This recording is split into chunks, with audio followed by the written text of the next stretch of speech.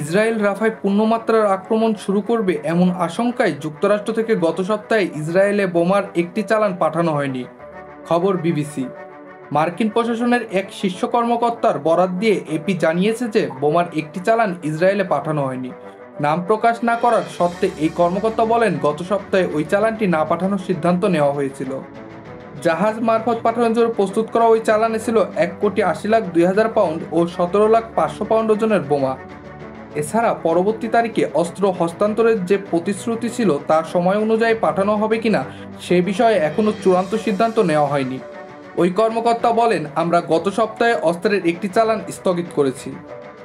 এদিকে সব ধরনের সতর্কতা উপেক্ষা করে মিশরের সীমান্তবর্তী রাফায় ট্যাঙ্ক পাঠিয়েছে ইসরায়েল। এরই মধ্যে সেনাবাহিনী রাফা ক্রসিং বা সীমান্ত নিয়ন্ত্রণে নিয়েছে। এই সীমান্ত দিয়েই মূলত এতদিন গাজায় মানবিক সহায়তা প্রবেশ করানো হতো। মুসাব্বির আল নাফিজ, আপডেট শিরোনাম।